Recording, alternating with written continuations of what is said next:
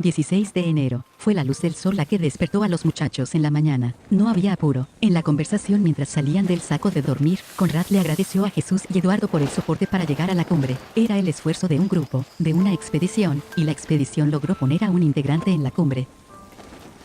Jesús y Eduardo aún se debatían entre bajar o volver a intentar la cumbre, pero estaban muy debilitados para hacer un nuevo ataque. Levantaron el campamento e iniciaron el descenso. Los días de tormenta habían quedado atrás. El buen clima, los cielos azules y el sol los acompañaron en todo el descenso. Pesados, llegaron a Nido de Cóndor, donde se cambiaron las botas rígidas por las botas de trekking. Tenían problemas para poder meter todo el equipo dentro de los morrales. Jesús salió primero, dejando atrás las botas alquiladas. Conrad tuvo que llevarlas. Bajando por el Pedregal hacia Plaza de Mulas, el calor y la arena metiéndose en las botas hacían el trayecto insoportable. En la tarde llegaron a Plaza de Mulas. Hablando con el encargado del restaurante del campamento, se enteraron que abajo estuvieron preocupados por los grupos que el día anterior habían ido a la cumbre y habían sido sorprendidos por el temible hongo. Fue en ese momento que los muchachos se enteraron que habían estado en el hongo.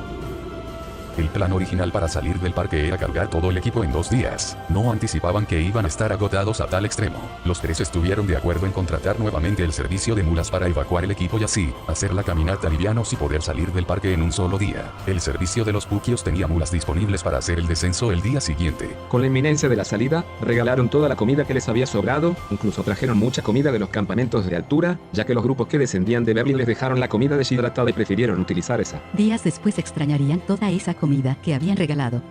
17 de enero, último día en Plaza de Mulas. Terminan de recoger todo el equipo para cargar las mulas. Los chicos estaban exhaustos e irritables entre ellos. Se despiden del grupo de Alfredo Autiero, con el que compartieron esos días, incluyendo el ataque a la cumbre. En total 13 venezolanos estuvieron en el Aconcagua esa temporada, la expedición de Jesús Barreto, Eduardo Cedeño y Conrad Magister y la expedición de Alfredo Autiero, que llevó al Chino Rojas como asistente y condujo a 8 montañistas más, entre ellos Patricia Tacconi. Algunos de ellos también lograron la cumbre. Emprendieron los 25 kilómetros que les esperaban de descenso. Atrás quedaba Plaza de Mulas, El Cuerno, y el glaciar de Orcones Superior.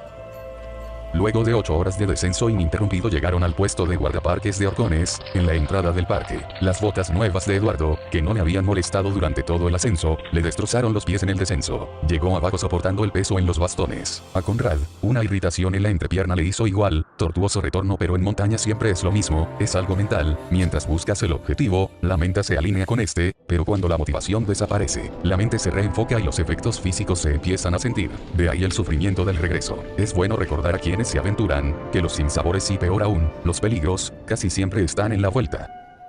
Con las últimas horas del día se trasladaron hasta el poblado y se quedaron en el Hostel Vieja Estación Puente del Inca, un albergue de mochileros con habitaciones repletas de literas. Compartieron la habitación con un grupo de europeos, pero la añoranza de dormir en una cama, de bañarse y de tener una comida caliente les hizo apreciar el momento. Sentían la punta de los dedos de las manos y los pies adormecidos como producto del principio de congelación. Esta sensación les duraría por varios meses.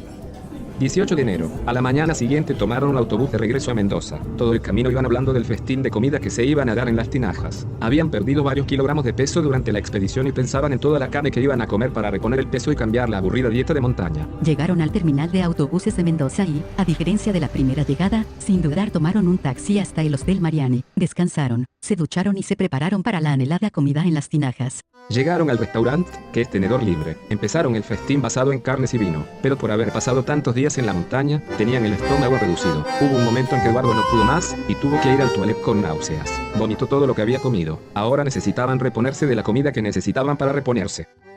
Los siguientes días se dedicaron a conocer las inmediaciones de Mendoza. Laura se convirtió en su asesora para dar a conocer el lugar. 19 de enero. Luego de descansar, fueron a la peatonal Sarmiento. De los restaurantes del lugar, encontraron el que sirve lo que catalogaron como el mejor bife de chorizo del mundo. Ese día Rafael les dijo que les tenía varias sorpresas. Primero los llevó a una visita a una de las bodegas de vino de Mendoza, la bodega de Vingiol, que alguna vez fue la más grande del mundo. Ahí los chicos compraron varias botellas para llevar a Venezuela. Luego Rafael los llevó al Cerro de la Gloria, donde está el monumento al Ejército de los Andes. En el trayecto les dijo que les tenía una sorpresa. De ahí fueron al zoológico de Mendoza. Al salir del zoológico, Rafael le dijo a los muchachos que tenía entradas para el partido amistoso Boca River, que se celebraba en Mendoza. Más allá del partido, fue una gran experiencia el espectáculo de las barras bravas de este superclásico argentino. Esa noche ganó Boca, equipo que apoyaban los anfitriones. Al llegar al hostel, conversando con Laura, ella les dice de unas aguas termales que quedan en las afueras de Mendoza y le dio a los chicos las indicaciones de cómo llegar. 20 de enero. Temprano en la mañana van al terminal de autobuses y toman una unidad hacia Cacheuta, en las laderas de la cordillera, donde están las aguas termales. En el parque de agua, las piletas que se encuentran en la parte superior ofrecen temperaturas más altas y a medida que se desciende hacia la zona del río, el calor del agua disminuye. Es por eso que se puede ir eligiendo unas y otras. Todos los espacios se comunican con escaleras de piedra. Al final del día, van nuevamente a las tinajas. Ya estaban bastante repuestos para aguantar el festín de carnes.